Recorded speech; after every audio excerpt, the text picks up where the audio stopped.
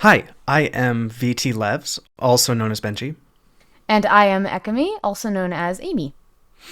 And yeah, this is our Twitch book club, which is as of yet unnamed. The name of the book club. Mm-hmm. Yeah, so basically this book club is we're going to be reading a book and chatting on Twitch about it, and we're also going to upload our our ramblings onto YouTube if you want to watch it there, and that's more your speed. Our first reading is The Name of the Wind by Patrick Rothfuss, hence the name of the book club. And we're going to be reading chapters 0, the prologue, through 20.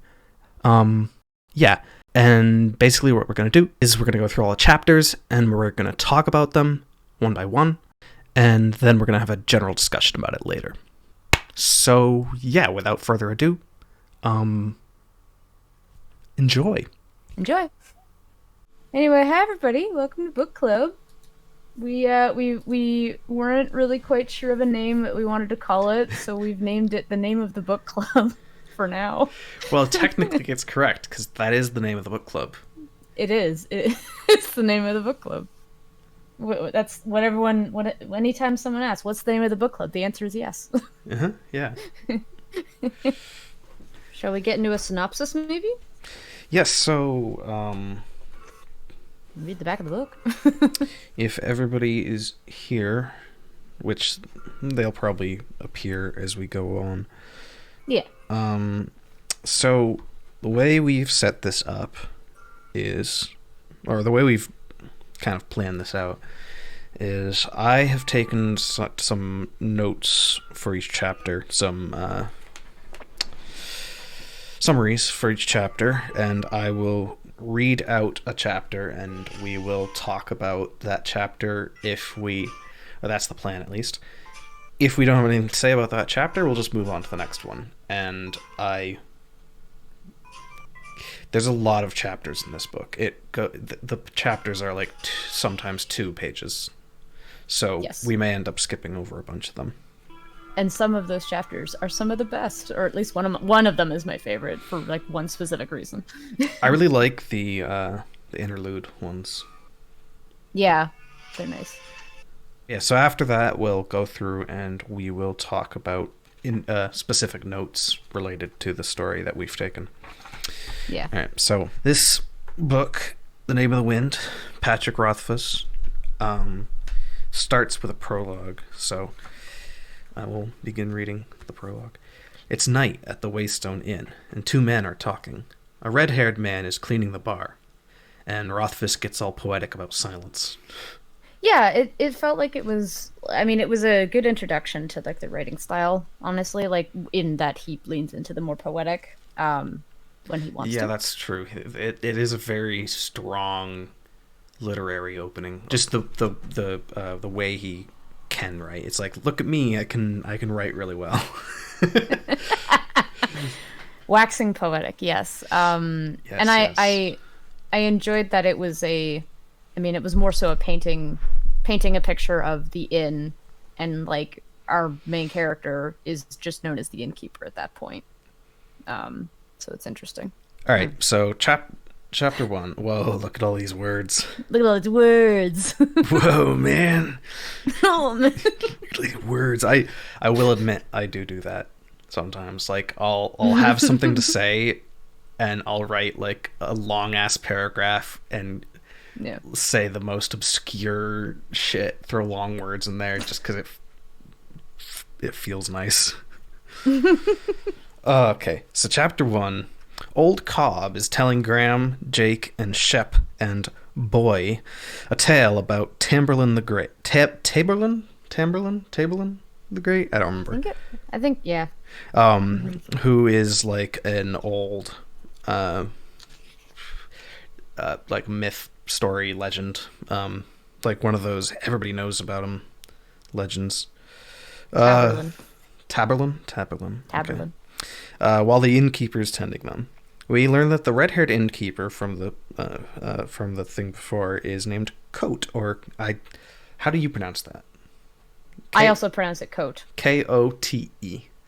Mm-hmm. Coat sounds weird because it sounds like I'm saying the word coat, as in like Yeah. I am wearing a coat. You couldn't like, and you could go with like Cote. coat, It or is like cote. quote, or like kind of like quote. Yeah, like really. Oh, I mean, if you want to tie that in to his actual name, yeah, that would be interesting. I now just realized how close that is to his actual name. Very much. He just subtle. changed the pronunciation slightly. He really did. You're interested to see if the characters in chapter 1 come back later, or if it's just set up MC and Silly Bast. Hashtag Silly Bast. I love that. So we learn that the red-haired innkeeper is named Coat. Carter shows up. I'm not explaining who these people are because I don't think they're that important. They're just named. Yeah. And he's all NPCs. bloody, and he shows them that he was attacked by some creepy spider thing with no eyes and just a mouth. Mm-hmm. And basically, I picture it as a giant engorged tick in the shape of a spider with a big mouth on the front of it. That is how I'm picturing it. But like, it's a good comparison, jet I'd say. black. Yeah. Because it's like smooth and stony. Yeah, I kind of got like from my like painting of that image was more around like a combination between a spider and a scorpion, but very large. It's just something interesting about what they did with it was that in the prologue as well as in chapter 1, at least until the creature is shown, the Scrael, it's painting, it's giving this image of like a warm and welcoming, inviting atmosphere, and then this gets thrown in and just everything goes to shit. Like everyone's on edge, right? And Coat gets a little worried, and at this point we don't really know why. We still don't fully know why, but the color of the story goes from a warm auburn to blacks and grays. Mm-hmm. I am also not mentally recovered from chapter 20, but we will get there. Yeah, so Coat tells them that by accident that it's named a Scrael or Scrael. How do you pronounce that? I said Scrael. Scrael. Yeah. Scrael sounds cool though. Scrael. But anyway. It is the Scrael. And then we meet afterwards, and everyone gets all like, why the fuck do you know what this thing is? Yeah. And then we meet his apprentice afterwards, Bast, and learns that Coat has some sort of mysterious past. Hashtag Silly Bast. And I wrote down that the three things that demons fear is iron, fire, and God. I mean, it's a point. That's what they said, at least. My first impression of Bast was a frat bro. I mean, he's kind of a combination though. Like, he's a bit of a not nerd, but like kind of like a keeps to himself. And he cares for Coat. I'm working off the knowledge of him from chapter 1. Yeah, that's and fair. It's like, oh, okay, he's just a frat bro. Yusuke from P5, I agree. It's similar vibes to me. Yeah, so that's a good point. Oh, Chandrian, yes. They did mention the Chandrian and that the sign of the Chandrian is blue fire. Yes. It's when they're near, I think. It was just I don't think or it was it just that's associated with them? Yeah, it's associated. Mm-hmm. And they're fairly vague about who the Chandrian are. They just kind of because none of these characters knew or know, and they essentially there's some sort of villain character that everybody, it's like demons or like devils, I guess, like the devil is like the Chandrian. Mm-hmm. That was kind of the feel I got with them. Mm-hmm. And it's interesting. I remember asking, I was telling my partner about where I was in the book, and I'd say, "Oh, I just got introduced to the concept of the Chandrian," and I was like, "It's very vague, and I don't really quite know what they are." And my partner just looked at me and he goes, "Yep, I'm like, oh, okay. I get the Like, it's very intentionally impression like that. that they are more mythic. I'm imagining, this is what I picture them as, people who tried to become wizards and got seduced by a dark power and became something more. Yeah, That is the sort of yeah. vibe I got from the way they were described. So yeah, the Skrae'l aren't demons, but it's fine for them to believe it. That was interesting. It makes me wonder, one, what they are, and two, are there demons? Like, is it they believe they're demons because they're religious and just demons don't exist, but it's fine for them to believe that they're bad? Or is it that, well, this isn't a demon, but they might as well lump it in together with them? I don't know. Yeah. Because it might be revealed later. I don't know. It, like, maybe that'll tie into the religious system that he's mentioned of Telu. I don't think they've really gone into it yet, but It feels like Telu's yeah. just similar to the Christian god Yeah. of the IRL fandom. Um, and then there's the chest, which I'm now realizing Yes, they. I haven't I mentioned just since realized we chapter haven't. one. I forgot Yeah, about it. I mean, it's probably. I mean, that's probably intentional. Yeah, true. Yeah, Interesting. it is Chekhov's Yeah, chest, though. he goes into intense deal. Yeah, like he really describes that chest and the really like tightening, compressed kind of feeling, like just not a good feeling that he has even like being around that thing. I will say on the note about going into detail about something, having come off the back or having a background of reading like Tolkien and Jordan and what's his name, the Polish name I can't pronounce, the Witcher guy. Oh Just yeah, because they describe something in detail does not mean it's important. fair enough. But it had very like, okay, yeah, this is put here, like this has some sort of significance in for the future. Chapter 2. I'm not reading the names of them because I didn't write them down, but whatever. Yeah, it's fine. So chronicler, a scribe, is robbed by army men. That's the summary. That's the summary. And I so loved this chapter, even though it was so short. Partially because, like, you know, it's an introduction to Chronicler. That's cool. He seems like an interesting character. But mostly for the fact that after he was very cordially robbed, like it was very polite. Like he kept describing it. It's a polite robbing. They left him a few things and they left. And he just goes into detail about like, oh, just gonna take this money out of my boots, out of my shirt, and also baked into a loaf of bread. Yeah, that's some like extra. Goddamn.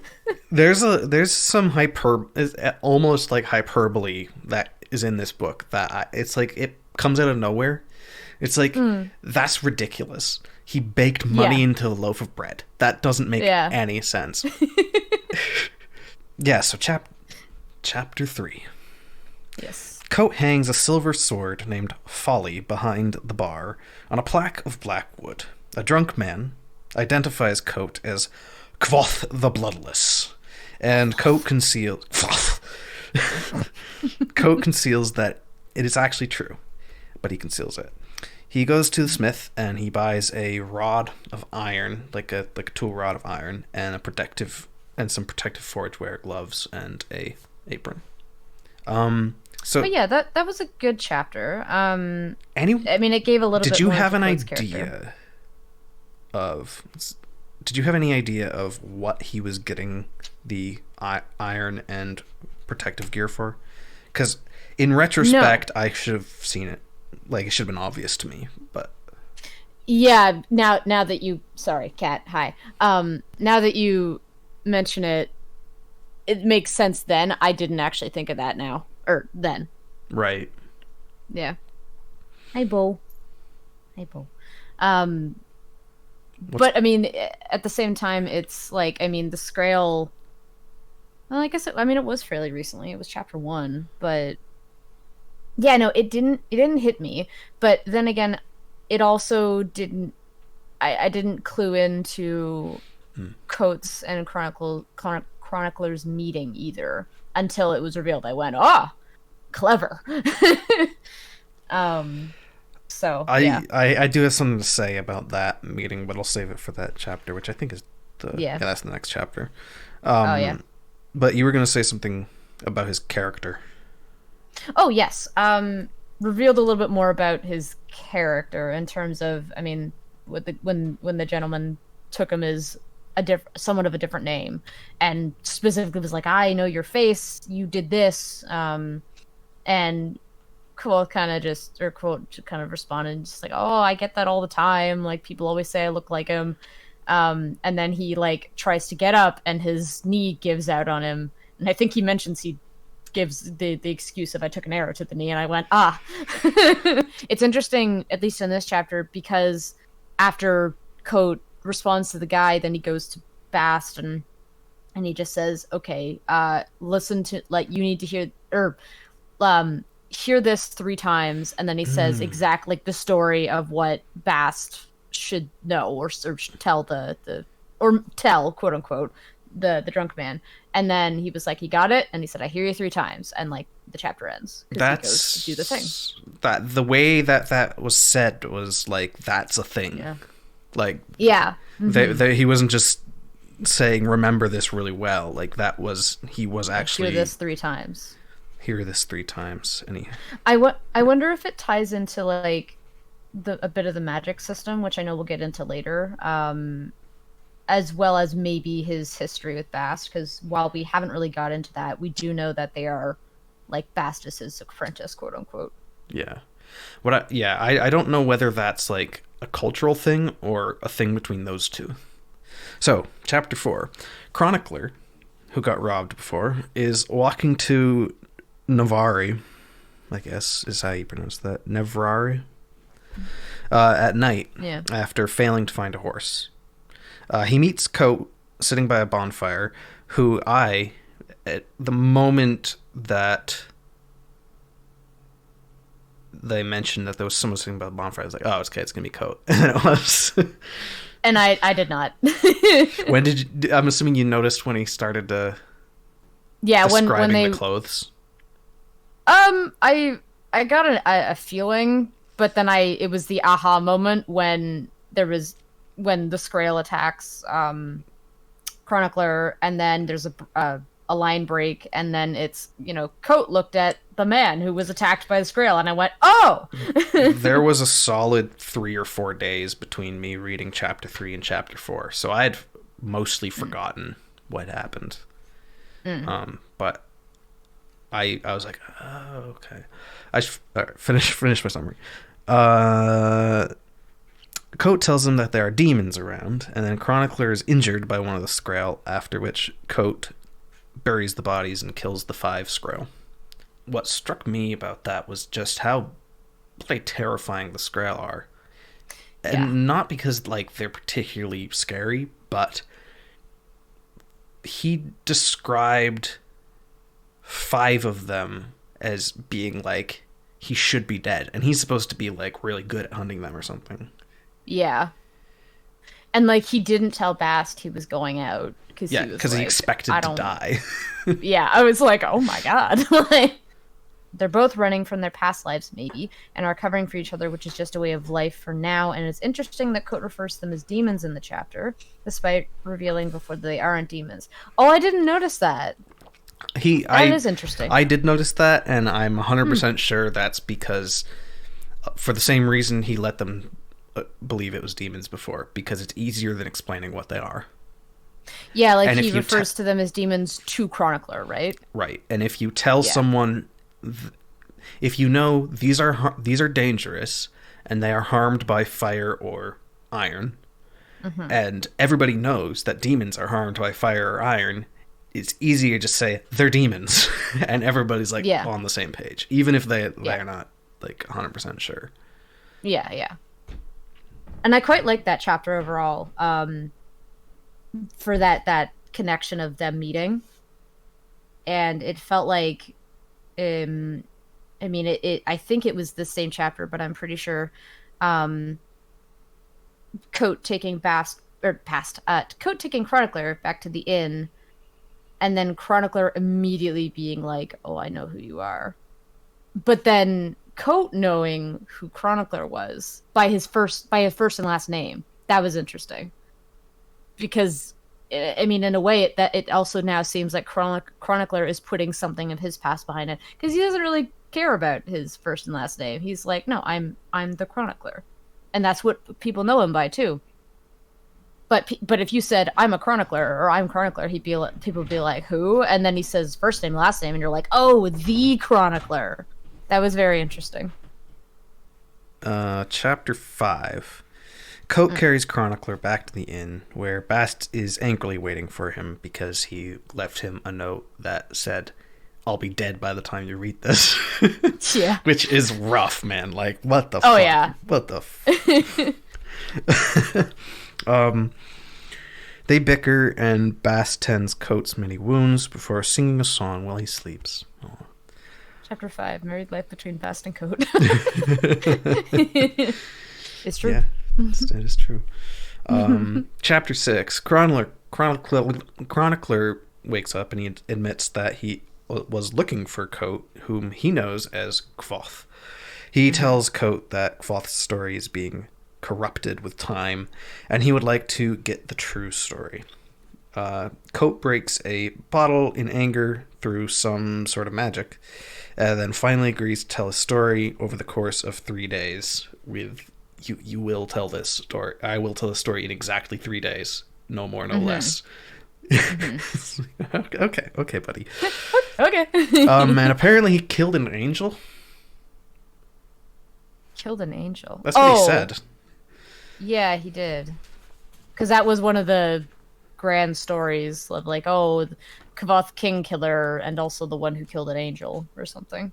Yeah, I can't be bothered to find that passage, but yeah, that's okay. He does mention briefly in passing that he killed a fucking angel, so yeah. And this was also I believe this was the like because your summary ended with him saying, "I will tell the story in 3 days." This was the same chapter that also gave it was very good at describing his body language when certain things were mentioned. Like he would get very rigid, or he would feel very hollow, or look like just the life had left him if he's thinking, or like he was lost in the past. It had a good focus on that, and I like the writing style of it. When someone does something, they do it in a very certain way, and it's very visible. Like he does a really good job of making you visualize it. You can really tell emotion from, I guess, from his description. I haven't really analyzed that part of it. But you love the transition at the end of the chapter. That's the man who called himself Coat into Kvothe said. I really enjoyed the writing choice at the end of chapter 6, where I can't remember the exact wording, but he was saying like, well, if I had to tell a story, I guess I should start here. But if I'm saying this, then I guess I should go back and talk about this. But then if I'm talking about that, then I really must start here. And then the beginning of the next chapter is that word for word one of those paragraphs as the starting point. It was really neat. Was that? I'm not sure I noticed that. Yeah.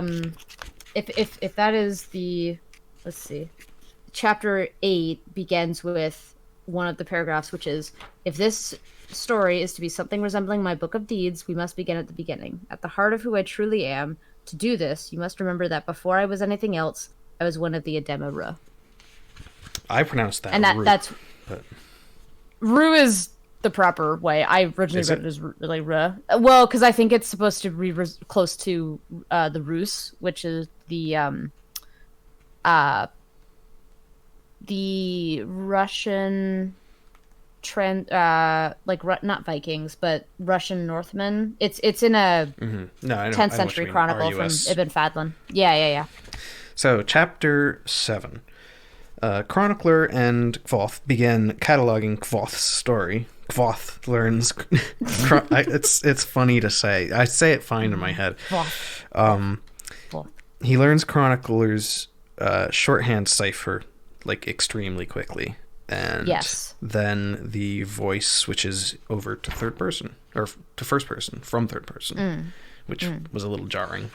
Yeah, that the cipher was an interesting piece there. I didn't take that as anything remarkable other than just main character syndrome. Fair enough. He's smart. But I guess it is a little more important.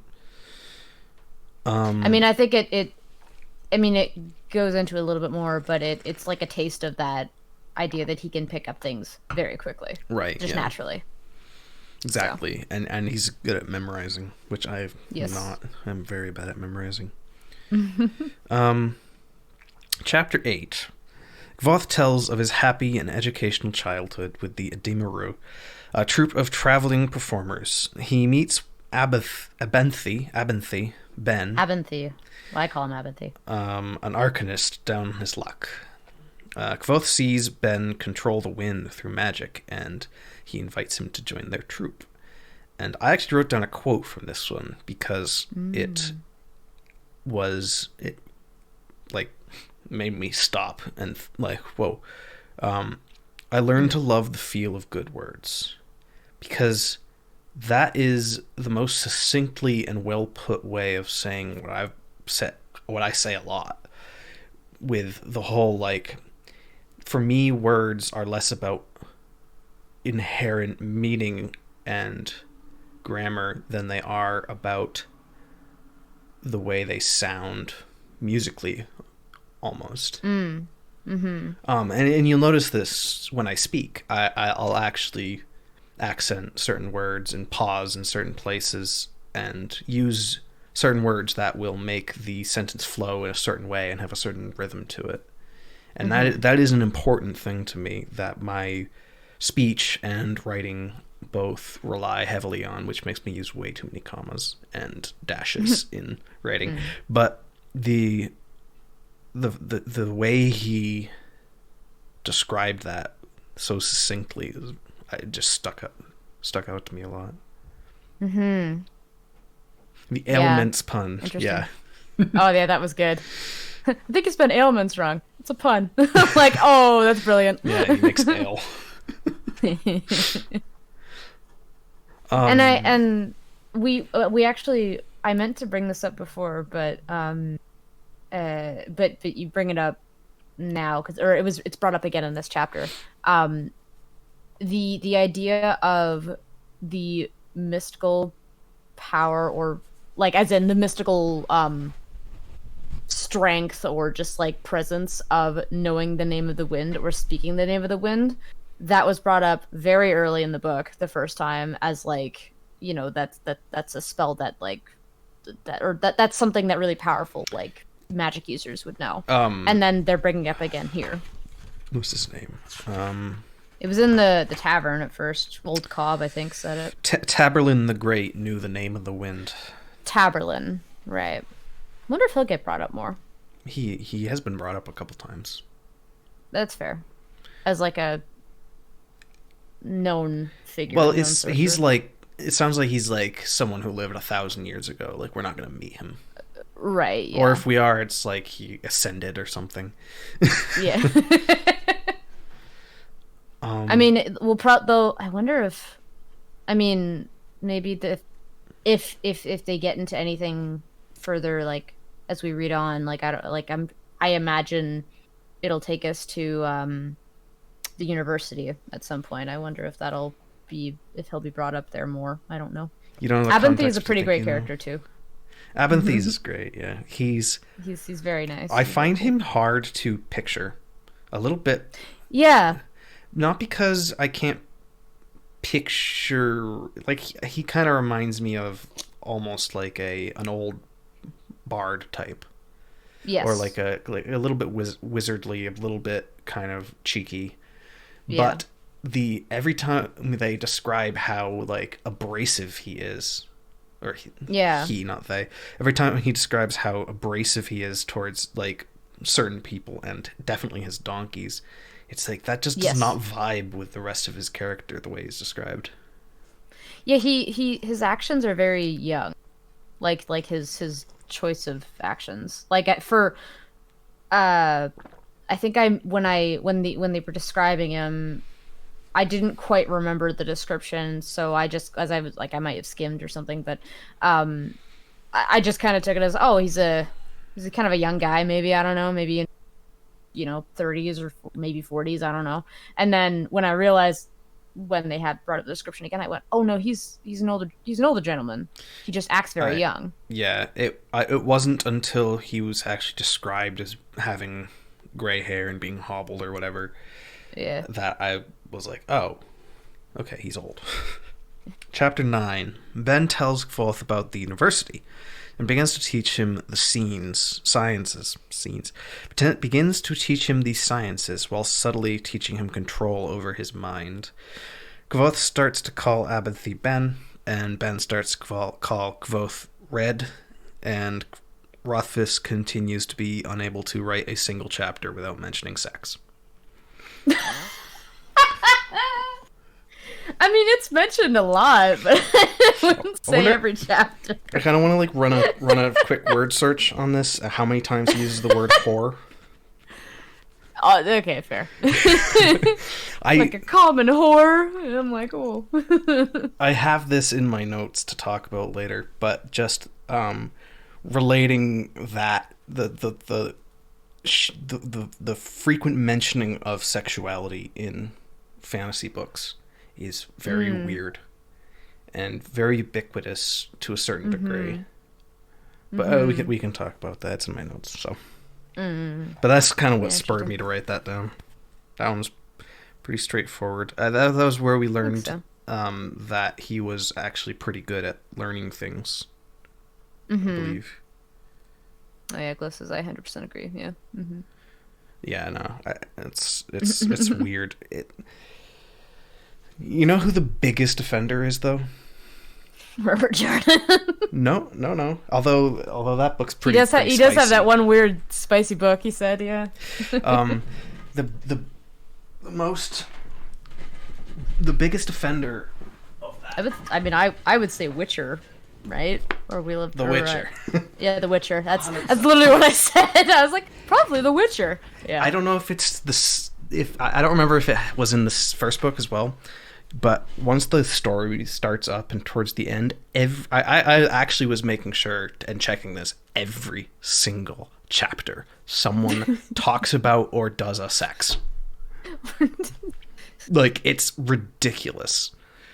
The author is just like, oh, I have to end this chapter, but no, they have to do the thing. They have to do the hanky-panky. I forgot to put. I forgot. Oh shit. Gotta go back and I forgot the oral sex again. Oh man. Now I gotta make Geralt go down on whoever the Emperor. I haven't read the books, but I think Arius says the same thing. Chapter 10. Ben teaches Kvothe techniques for being able to believe and perceive multiple things at once by dropping a stone and believing at the same time that it will float. Yes. Which there's a 100% chance that every single person who's ever read that chapter has tried to do that whilst reading it. Mm-hmm. It's not just picturing something being... It's expecting it to happen. Yeah. Actually believing it will. Yeah. Which, I mean, I do think that is difficult because that is fighting with a system that you know versus what you're learning now, which may or may not happen in your eyes. Plus, he's also 12. I did like how this system did seem very different from other magic systems. It is fairly books unique. That I've read. Yeah. It's more of an alchemy system than a magic system. Yeah.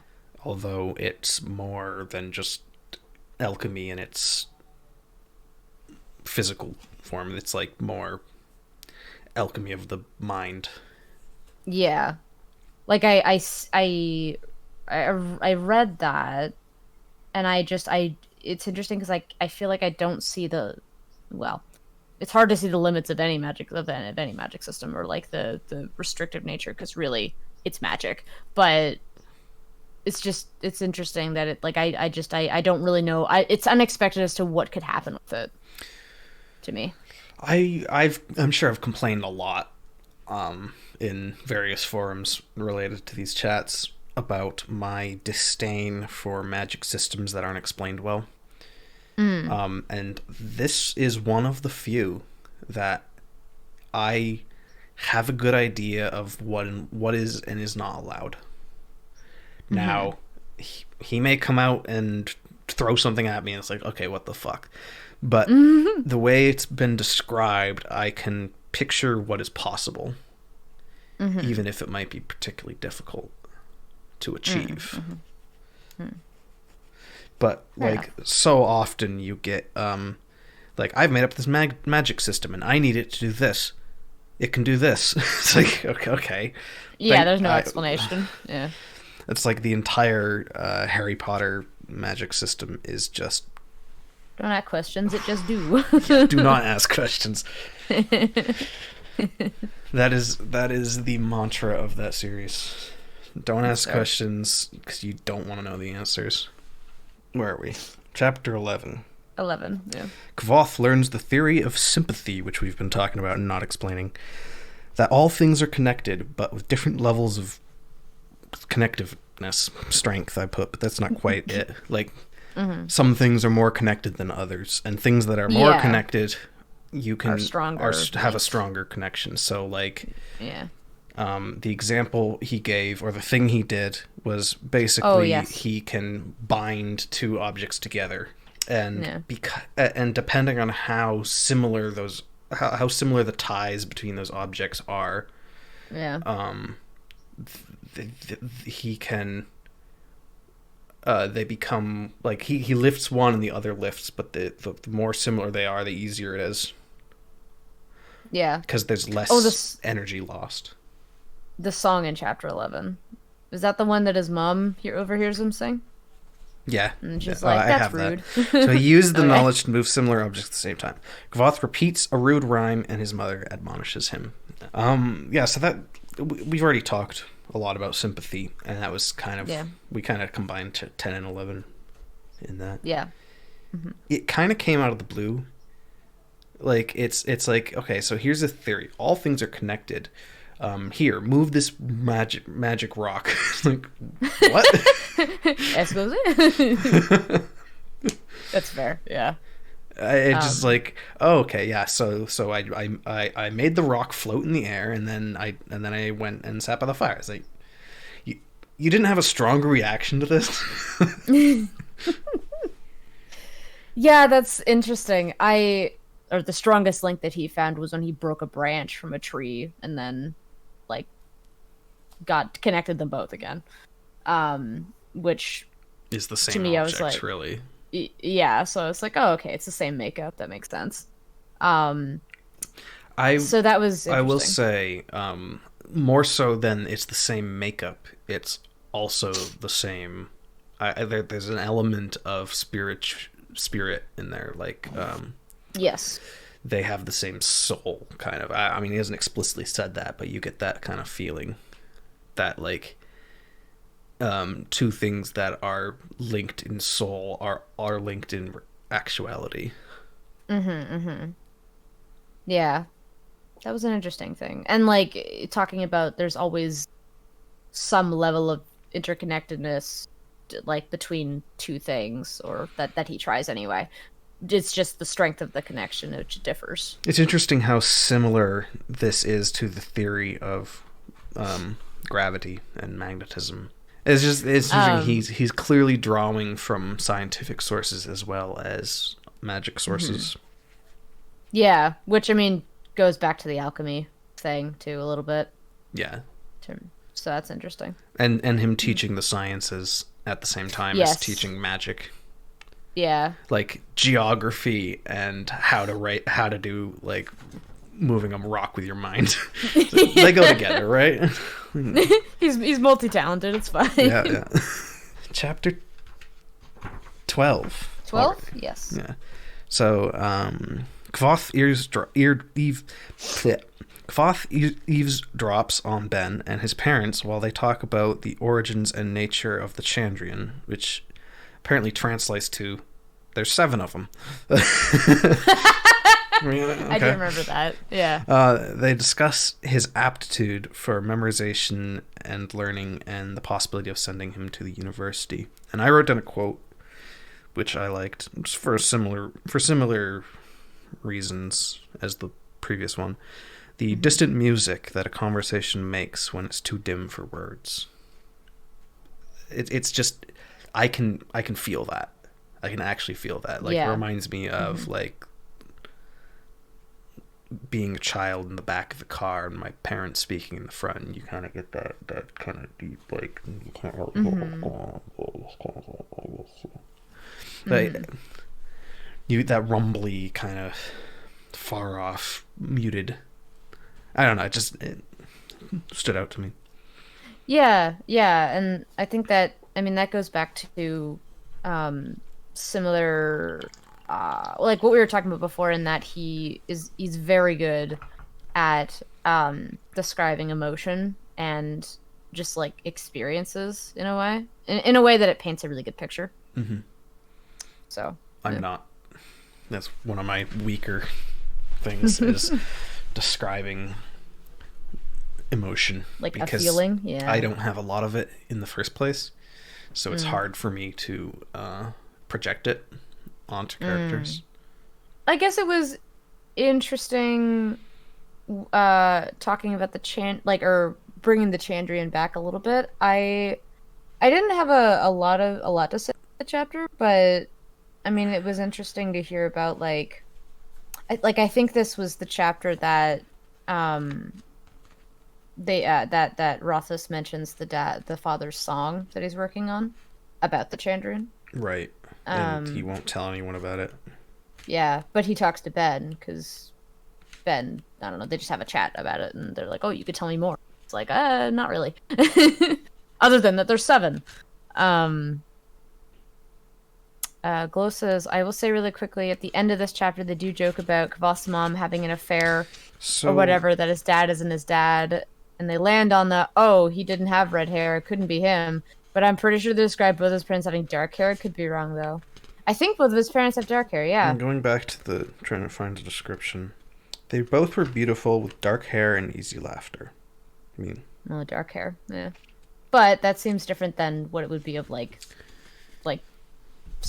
very striking red hair. So it comes off to me as though they have a fairly open relationship.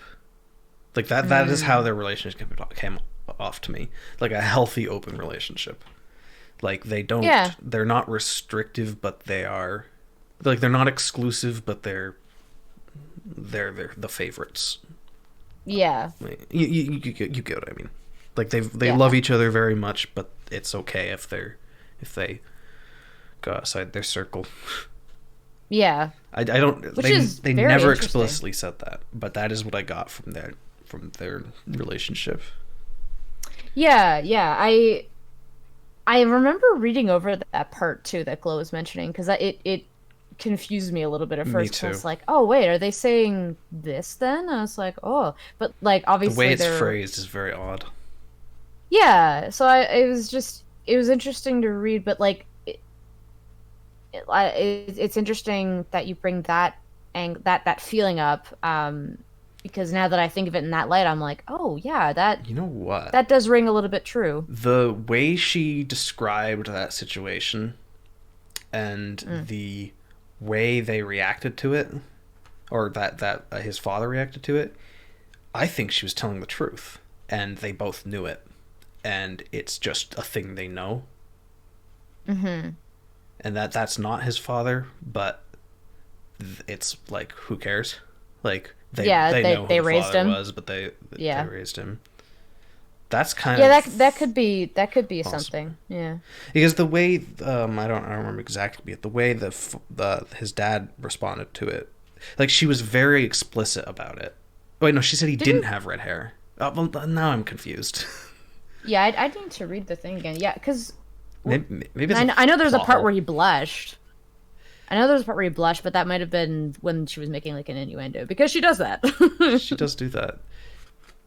Come to think of it, there was a night about a dozen years ago. A man came to me, bound me with kisses and chords of chorded song. He robbed me of my virtue and stole me away. She paused, but he didn't have red hair. Couldn't be him. She smiled wickedly at So my father, and she's he was embarrassed, and she kissed him. I think she is describing him. And yeah, in that, yeah, But then she says he didn't have red hair. It couldn't have been him. yeah, So maybe because they both have dark hair, they know that I don't think he's the father. yeah, probably not. Brown hair, brown dark hair plus dark hair can produce blonde or red.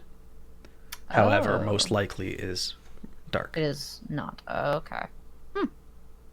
and that all depends on the grandparents. Right. That makes sense. Um, all right, our genetics conversation over. The chapter 13. The story pauses, and Kvothe introduces Bast to Chronicler, which goes well. And Chronicler recognizes Bast as a demon, I Right. guess, and Mm. some kind of a demon of some kind, and tries to harm him with iron, bind him to iron. Bast suddenly grows hooves and gets like really bright blue eyes and tries to attack Chronicler, but Kvothe pulls him apart and bruises Bast's arm. Yeah, 'cause it's so fucking strong. But then he reintroduces Bast, but he in passing calls him one of the folk, Yeah, which made me think he must be a fae of some kind. yeah, the fairy folk. Yeah, fae. Yes, glamour be gone. Yes. Yeah, oh yeah, and that also. I don't remember Tracks. where that was, and I don't remember what happened after he said that, if anything, or if he was just joking. I think he was just joking because he gets out like he Chronicler puts the iron away before he can actually do any damage. And then, No, I don't think that's in the same interaction. I think that's between no. Oh, Coat between and Code and Bast earlier. oh, yeah. Like it might have been in like the first chapter, even Oh, gotcha. Okay. when they're kind of fake bickering. When he described Bast's like slight transformation, I was like, oh, okay, I understand what he looks like, but what is he? Because he's not a centaur, because he would have a half Oh, I horse assumed body. he was I immediately assumed he was a Satyr. satyr. Yeah, and I just didn't know if that was a being in this fantasy world, so I didn't really immediately think of it. But when they said of the folk, I was like, oh, I mean, that probably tracks. satyrs aren't fae, though, are they? I don't actually know. Wouldn't I think they live in the Feywoods? No. Yeah, but I don't think they are considered one of the fair folk. Oh, fair. Well, not fair. Haha. Maybe. Unfair folk. Unfair. I don't really know how much we'll get about Bast in this book because he's not necessarily a focus, but Enough that he's given enough information about him that we're going to learn more. yeah. My guess is he'll come in towards the end of his story, Yeah. and we'll learn about like how they came to meet and apprenticing Yes. and all that. So chapter 14, back to the story. Kvothe accidentally nearly kills himself by binding his this lungs one. to just the air as a concept. Ben yells at him and like after saving him, and explains how dangerous the sympathy can be. He begins to teach fewer lessons, and Rothfuss continues to write lyrics that have no rhythm whatsoever. The troop stops at a waystone. And this is what I was going to ask you before. Did you clock that when he called it a waystone, that was the name of the inn? Yes, I did. Yeah. I can't read those poems or those lyrics. They don't have any sort of conceivable rhythm to them. I can't put them to music in my mind. I read them naturally as poems. Like even as a poem, I can't, because it's like mostly has a rhythm, but then he just doesn't follow any of the rules of his own rhythmic scheme. It's so weird. Without fail, every single one of those has stumped me. Fair enough. I don't know why. Which is interesting because, I mean, it's brought up so often. There's so many of them. Yeah, he can't help himself. There's so many of them. It's like every 5 pages there's a song. This being the first time that Coat felt fear, and honestly, well, it wasn't the first time he thought he was gonna die, but he definitely prayed, and he was like clutching at his throat and everything when he could not breathe. But this was a huge turning point for their relationship too. I was like, oh, like it was just interesting, I guess, for to be that turning point for them. Because after that, it's pretty. I mean, Ben seems to be pretty arm's length. So when he did the wind binding thing, the way he described the what the problem was with it was different than I thought was what was actually happening. Like, so the reason he said that it was bad is because he tried to bind his lungs to the wind and then blow to make wind. Yes. Or to the air to make wind. Yeah. But he says that his lungs were too weak to move like all of that air, because all of the air. But what I thought was happening, because he described it being extremely still, I thought he had basically bound the air in his lungs to a windless air that couldn't move because it wasn't moving. Oh, interesting. And I think the way Ben fixed it was by calling the wind and making it move again. Right? Yes. And then he unbound it. Or maybe he just unbound it. Yeah. I don't know. Yeah, he might have dispelled it, maybe. But yeah. I mean, both reasons make sense to me. But I thought it was the other one. Yeah, that is interesting. Yeah, I hadn't thought of it of just like binding his breath to a still air, to still air. Because it was moving and then it stopped, and he was like, "Uh-oh." Yeah. Oh God. Oh no. Okay, so chapter 15. Ben leaves the caravan to great fanfare, and Kvoth's father shares a snippet of his secret unfinished song about the Chandrian.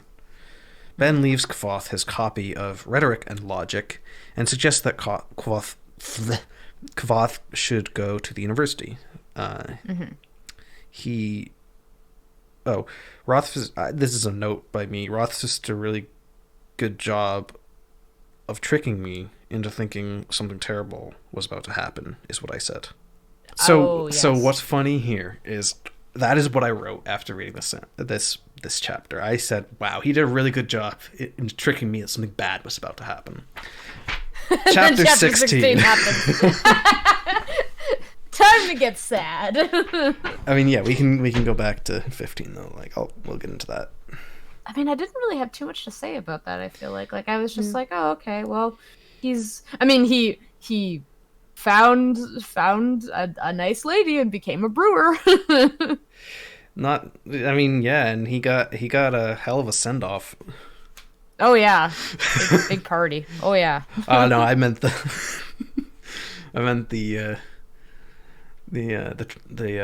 troop prostitute or whatever. Oh right, yes, in the tent. Yeah, I was like, oh, I have a special dance for you. And he's just like, no, and he's like looking around. He's like, okay. Chapter 16. This is a long one. Yes. And then there's tragedy. Kvoth goes out for firewood, but when he comes back, everyone's dead and everything's burning with blue fire. He sees the culprit sitting at the fire and they see him. They taunt him and consider killing him. One of them, Cinder, steps out of line and his lord, Helyax, basically tortures and reprimands him.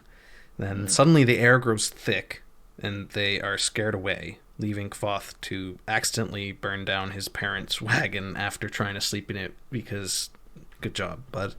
Good job. He rescues the loot and pretty much nothing else. His father's loot, not L-O-O-T. He didn't loot the he looted the thing by getting the loot. I have my note about from the moment I met his parents, this is exactly what I expected. Like almost, I mean, not like the whole bit with the guys who are obviously the Chandrian. But the or at least some form of them, but just like his troop are going to randomly all die, and the troop is the whole caravan's gonna be set on fire. I like in my brain the entire time that we've known them, I've just like been expecting exactly that to happen, and then it happens. So, I don't know why. I mean, I had a feeling that something would happen. I just didn't know when. I was like, could this be when he was older? Could it be soon? I wasn't quite sure. I'm pretty sure. I have a question for you. What caused this? What exact thing do you think caused this attack on their caravan? Honestly, I was pretty flabbergasted by the whole thing. I was like, because it was so quick. Like it was like he went out to get firewood or dry wood or whatever for a little bit and came back and everything was just on fire. People were dead. I went and the Chandrian group was there. And so we know vaguely about the Chandrian and we know they're the antagonists, and that's interesting. I just don't really know anything about their motives, where come from, like, and I mean no one really does in the story. Like that's intentional because they're just relying on myths that people have heard or stories that children sing. Or no, there's no songs about the Chandrian. That I remember them mentioning that. But yeah, I just think on that line though. There's no songs about the Chandrian. And what did they say? What did they say when they got there? They said somebody must have been singing something they shouldn't have. I didn't clue into that. No joyous songs about the Chandrian. There you go. Which I mean, I don't quite remember what he's saying. So here's my thing. I think it's fairly like it's made fairly obvious that it was because of his father trying to seek out that story of the Chandrian that this happened. I see. And so because everyone in the caravan would have song, they bore witness to that. Here's the thing. Herein lies my question. Except for Ben. Well, we don't know. Well, Ben would have heard it. Well, that's true. They might have tracked him down. I don't know. Is it because he sang it? Or because he was asking too many questions? Because he was asking everybody, like, for information. So what I don't know is, did they just get a hold of it, or is there some like sort of special he shouldn't have said it aloud, like Ben was worried about before? I want to say probably a bit of both, but if he was asking around a lot, and I mean they're they went all over. Like he could ask anyone really, so they could have heard about someone inquiring, because they wouldn't necessarily know that he was writing a song. The whole thing is about the importance of names. I wonder if speaking the names aloud had their power. But here, let me actually. And they seem to have the power to teleport. Yes, they do, because they into shadow as well. Yeah, they kind of fade into shadow like vampires. Myrddraal. Yeah. I feel like it's either because they were singing it and something about that makes it special. Yeah. Or he just asked around too much. He was Yeah. trying to find. It's like classic mob boss. Like, he's asking too many questions. Too many questions. They did But, not decide to leave Kvoth alive, from what I read. They were getting ready to kill him, got distracted, and then whatever force appeared, and they fled. That is how I interpreted that. They were I think we're going to kill him, and then they was like, oh, you talk out of turn, I'll torture you all. Remember who I am. I'm your lord. Helix or Helix or Helix. He is interesting with him because Halifax, yes. Halifax. That's how I read it at first. I read it as Halifax. I read it as Lord Helix. I was like, oh. The stupid Pokemon memes rubbed off on me.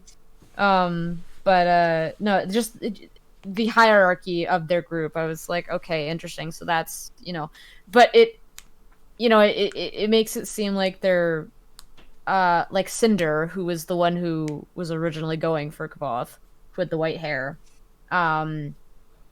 Like he kind of seems like he's acting in his own, like he would act in his own interest, but he can't. So, well, the funny thing is when they introduced him or when Rothfuss described him, I went, "Oh, he's anime as fuck." Oh my god. Yeah, he's just a full-on anime character. Everyone looks realistic. He's got just the big ol' anime, a fire name, shonen villain. Yeah. Nice. Oh yeah.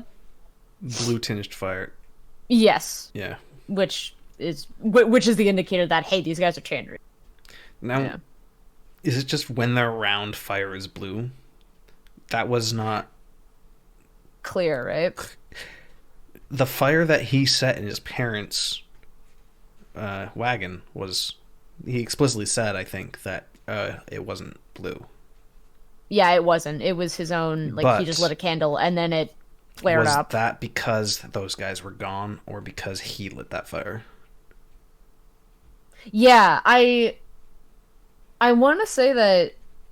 I mean, I think Aries had said to me that it was whenever they're near, fire would turn blue. Or tinged blue. I don't know for sure, though. And I mean, we don't know for sure from those 20 pages, because it is kind of intentionally vague. I like to think it was because they're gone. But... Also, when I hear blue flame, that's propane. That's like... Yeah. I think there was something when Ben was teaching him where they were talking about flame colors and different and like something what was causing those, and I was like, propane, like obviously that's what's causing blue flame. Interesting. So I wonder if when they go near stuff they turn into Hank Hill. Propane. God damn it, Bobby. God damn it, Bobby. Bobby. But yeah, that was like I know what a JPEG is. Yeah, it was a very hard-hitting chapter, and I know we'll talk more about reactions, reactions, grief, descriptions. Yeah. Thank you so much for watching this first part of the reading. In the next part on YouTube, we will be covering chapters 17 through 20 and also getting into some discussion. So look forward to that.